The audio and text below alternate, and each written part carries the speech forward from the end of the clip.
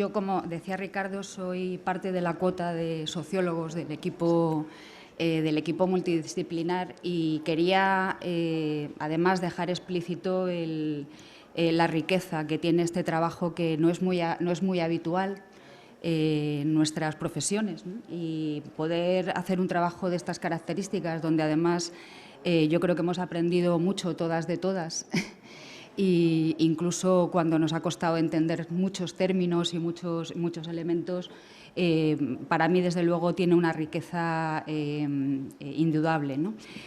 Bueno, yo lo que quería resaltar en mi intervención, en la que todas nosotros vamos a poder dar pinceladas realmente del trabajo que hemos hecho, quería reflejaros muchas de las cosas que, como ya tenemos incorporadas como equipo también, pues probablemente vamos a ir, y a lo largo de la mañana hemos rescatado todos y todas sobre la posición de los jóvenes, pero quería hacer como una especie de análisis en la línea de tiempo del periodo en el que hemos trabajado, que es básicamente pues a partir de 2008-2009, del comienzo de la idea de crisis, y cómo desde las investigaciones que nosotros hemos realizado, muchas de ellas conjuntamente con el Centro Reina Sofía, muchas de esas investigaciones nos han ido dando una pauta de cómo la posición de las personas jóvenes a lo largo de este periodo ha ido incorporando elementos que son extremadamente relevantes para este debate que estamos teniendo. Cómo han cambiado algunos elementos de esa posición, de esa manera de colocarse, y advierto ya de entrada, aunque luego también intentaré hacer algún matiz y seguro que lo comentaremos, que la visión que voy a hacer es una visión fundamentalmente desde las posiciones discursivas. Las posiciones discursivas lo que implican es, digamos, ese estado de ánimo argumental de cada uno de los momentos que voy a intentar presentar, en los que hay una serie de ideas fuerza que podríamos entender que guían la manera de personas jóvenes, chicos y chicas, para situarse en su momento, desde su propia posición, frente a una realidad que es la crisis, el empleo y su propia vida, su proyecto de vida, ¿vale? Un poco esa es la idea. También un matiz que quería rescatar para que no se me pase luego es que estos son discursos de personas jóvenes, muy diversas, como han comentado anteriormente también Eusebio y Ana, ¿no? Pero incorporan también, y en algunos momentos lo veremos, se refuerzan mucho con el discurso general de las personas no jóvenes, quiero decir, del conjunto de la población adulta, como ya veremos. Bueno, algunas cuestiones básicas de esta evolución. Yo creo importante rescatar que, efectivamente, o sea, este tránsito, y pongo la crisis entre comillas siempre, porque desde el punto de vista de los discursos, en muchos momentos se habla de la crisis como una idea. Luego, la crisis significa cosas diferentes y se objetiva de maneras diferentes, pero significa realmente cosas también que tienen sus matices en cada uno de los momentos. Bueno, primero señalar que la crisis para la población joven no es una causa de nada, o prácticamente de nada. Es decir, que la situación estructural de paro de la población joven, muchas de las, digamos, de las sensaciones, de las vivencias, de las expectativas, digamos, desmotivadas hacia el futuro y hacia las posibilidades, no es algo que a la población joven haya empezado a brotarle a partir del año 2009. Tenemos información, tenemos estudios de que esto es algo realmente que es mucho más estructural, en concreto en la sociedad española. Por otro lado, que la crisis moviliza elementos muy importantes como idea de la posición de las personas jóvenes en relación con el empleo, pero también en relación, como os decía, a otros muchos elementos de todo lo que significa la posición vital y el proyecto de vida. Y que esos distintos elementos que se van modificando, que se van articulando, van tomando formas, os pongo ahí, maduran, ¿no? Van tomando formas diferentes desde 2009 hasta el momento actual. Tengo que confesaros que realmente, si consigo moverlo.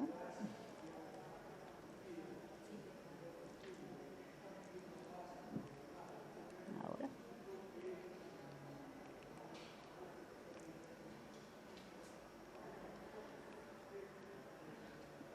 Qué mareo, ¿eh? Bueno, vale.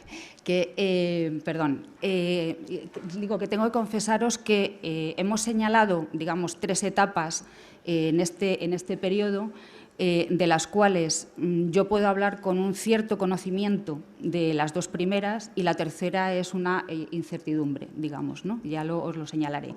Las 3 etapas están reflejadas sobre esos datos que es la evolución de los barómetros del CIS desde el año 2010 a un indicador que es que conocéis seguramente, que es la valoración personal sobre personal sobre la situación personal de la persona que contesta. Y en este caso, en el gráfico, os he destacado la evolución de las personas que señalan en cada uno de los momentos que su situación personal es mala o muy mala. ¿Vale? Podía haber cogido la buena o muy buena, la tendencia es la misma pero inversa, pero para que veáis un poco esa evolución en el tiempo. Las 3 etapas, un poco en la terminología de mi compañero Ignacio, serían una primera etapa que podemos llamar de stand-by, una segunda etapa que es la etapa low cost, y la última etapa que yo me he atrevido a llamarla como el do it yourself, ¿no? Y que luego os explicaré un poco el sentido de esto. Bueno, la primera etapa es la etapa del stand-by, que podríamos considerarla un poco como el periodo que llega más o menos hasta el año 2010.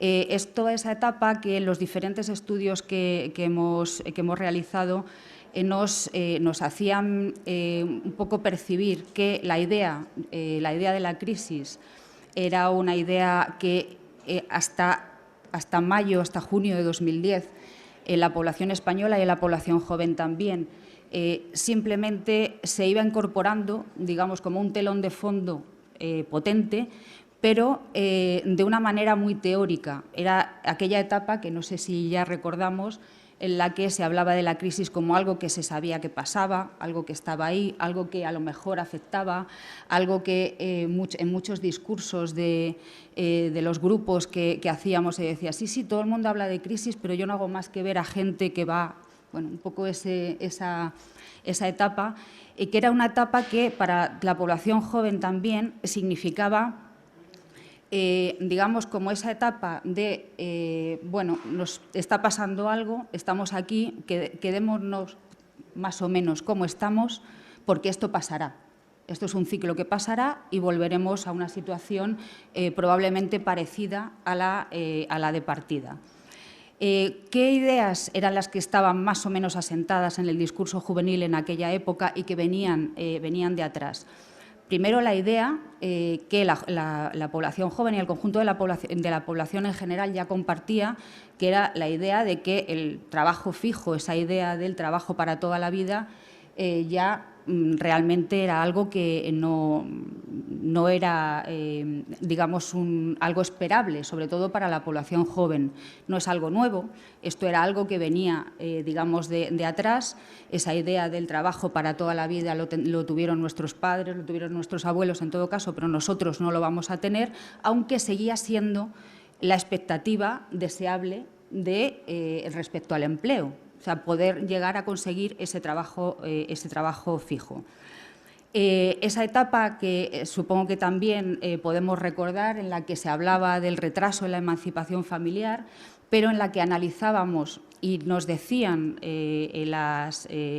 los jóvenes y las jóvenes nos hablaban de cómo ese retraso tenía que ver con esperar a encontrar las condiciones adecuadas para poderse emancipar, siempre pensando en que la emancipación tenía que basarse en mantener de alguna manera el estatus adquirido.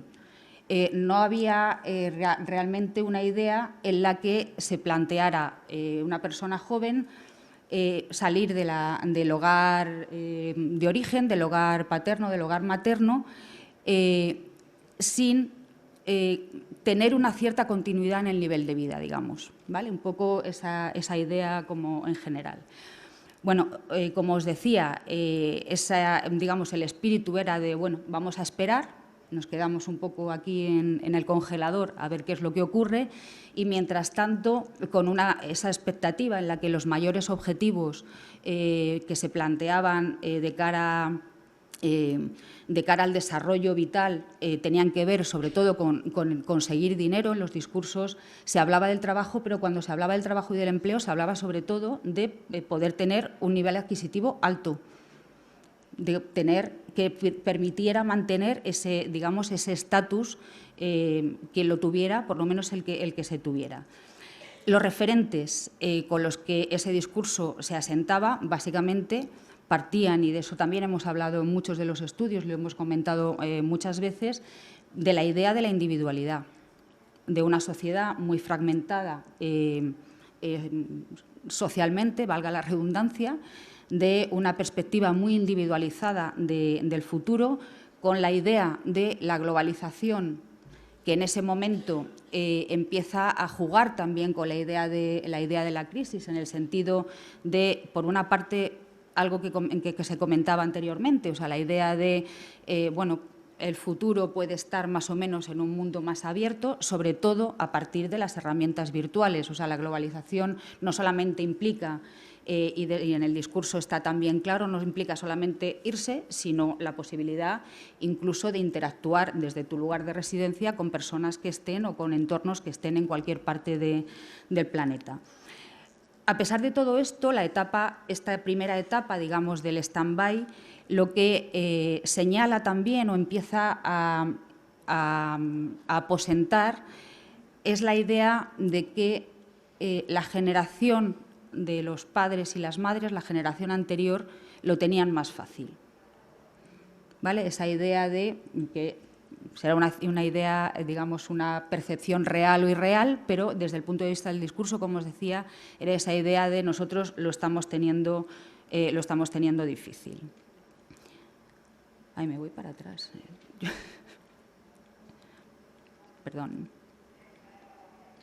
Bueno, la segunda etapa, que yo diría que realmente es la etapa de la crisis, es la etapa entre aproximadamente junio de 2010 y el año 2013, de una manera también indeterminada en las fechas, no son digamos, etapas así cerradas, ¿no?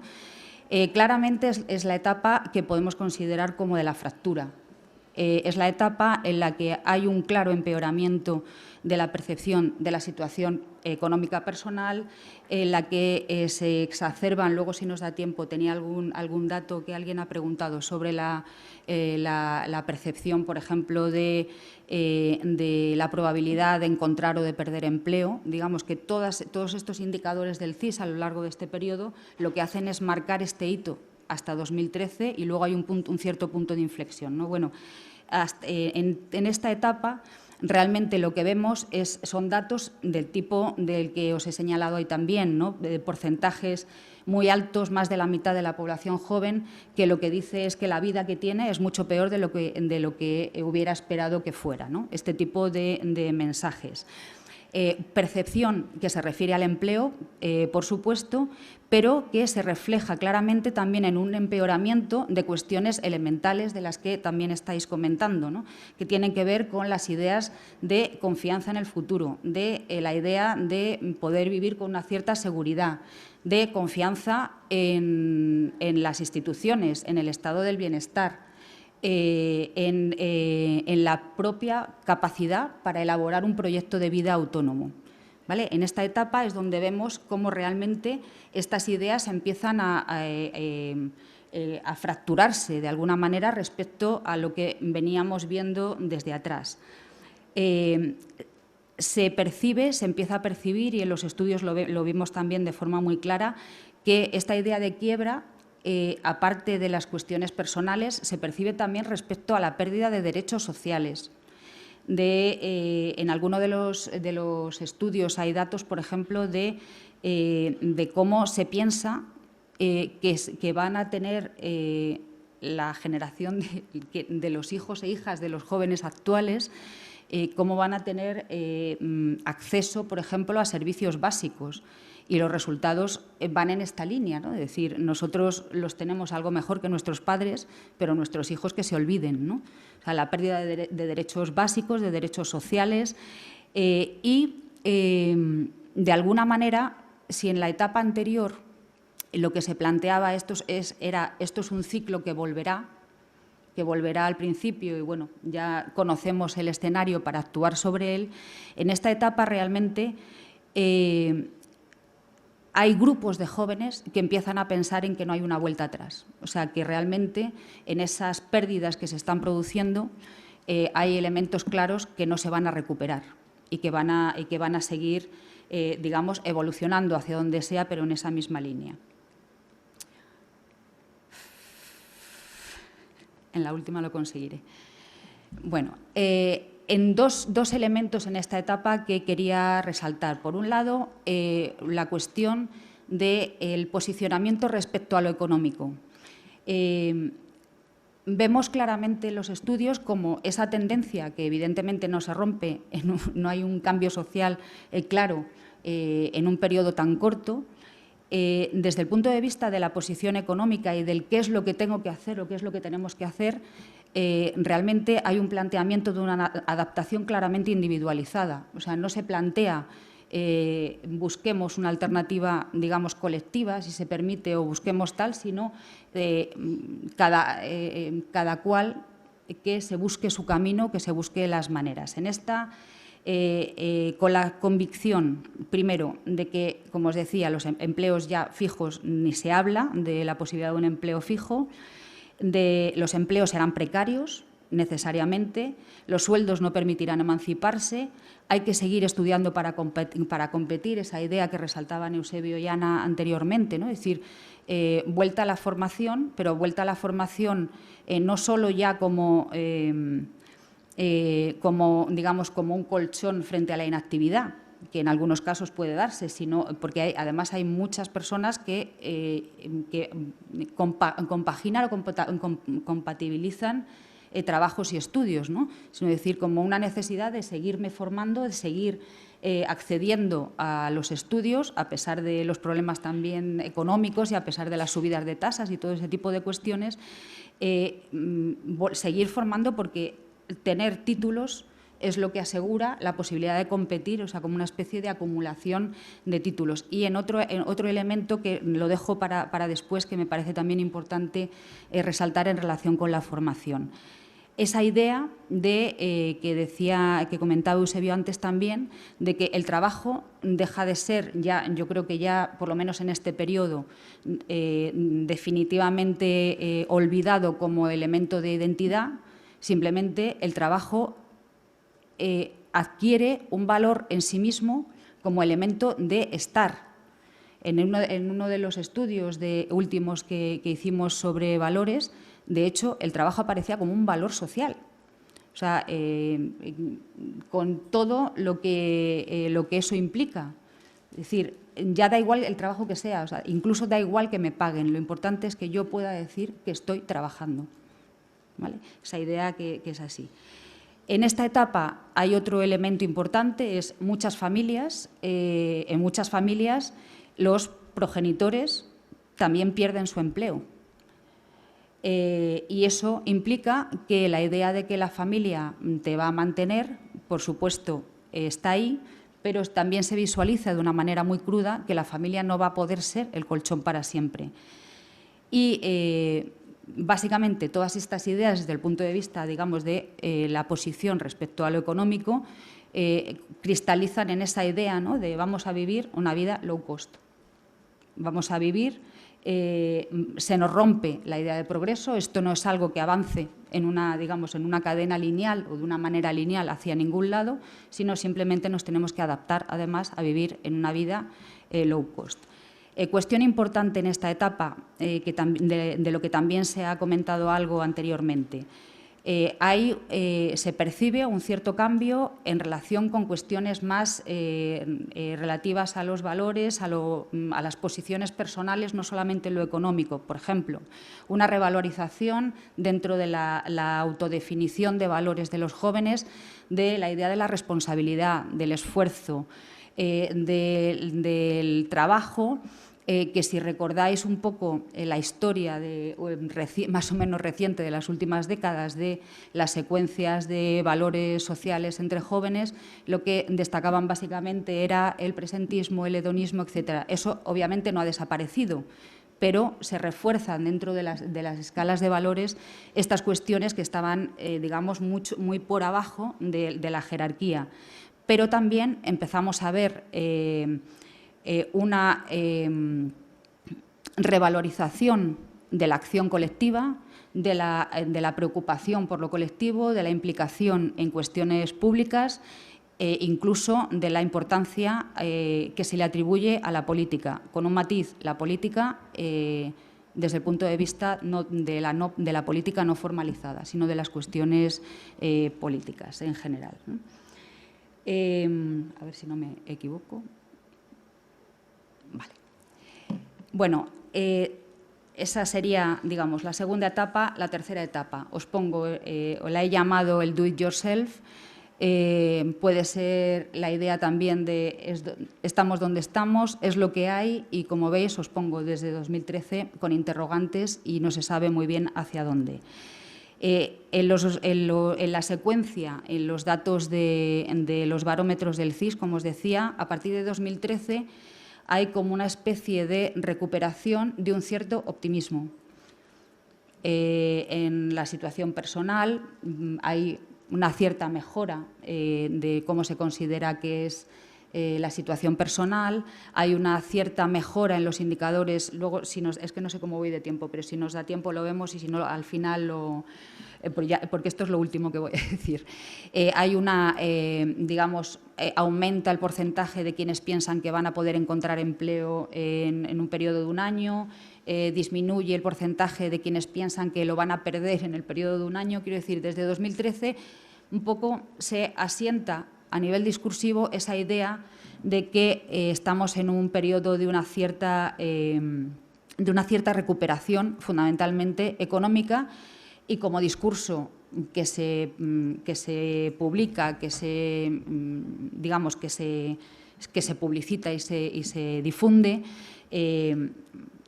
se asienta también como, supongo que como un espacio de convicción de que, bueno, de que alguna oportunidad hay. Bueno, en esta época yo querría resaltar dos cosas importantes. Una, o que me parecen importantes, esa idea de la fractura social y de la polarización a la que se ha aludido anteriormente.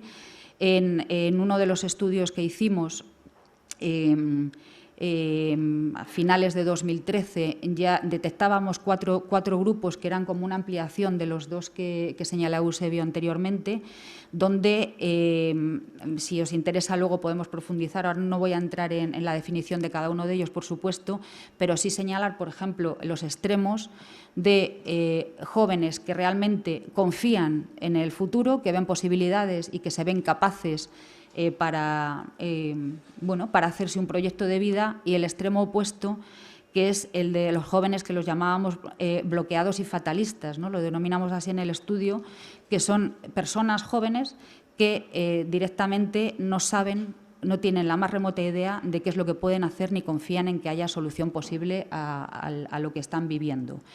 En esos dos extremos, en nuestro estudio, había dos claves importantes. La primera, la clase social, que se ha comentado antes, y era la primera vez desde hace mucho tiempo en que la clase social nos aparecía como una variable relevante en las posiciones y digamos, en los discursos, ¿no? Lo está siendo claramente. Y la clase social también está asociada al nivel formativo. Los mayores niveles de estudios están asociados a niveles sociales más altos, ¿vale? Y, por tanto, esas dos variables están ahí.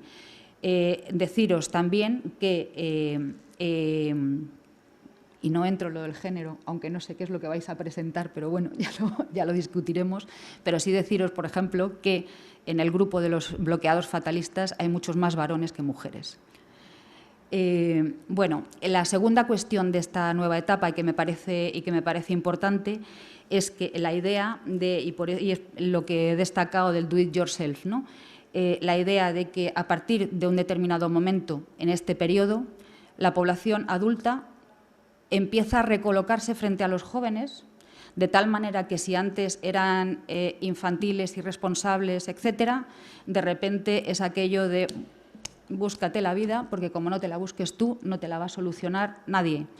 Y, por tanto, ahí empiezan a aparecer y a cristalizar también discursos que, digamos, que no es que hayan aparecido, es que se han reconfigurado de otra manera, de tal forma que los jóvenes mejor preparados que nunca tienen la mayor capacitación para resolver el problema a la sociedad en conjunto.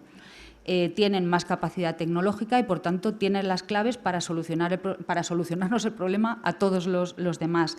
Tienen más formación, etcétera, etcétera. Y, por tanto, de repente hay un momento que yo no sé si se mantiene, pero que en un momento dado sí que yo creo que lo podemos identificar temporalmente de una manera importante, de decir, van a ser los jóvenes quienes nos van a sacar de esta.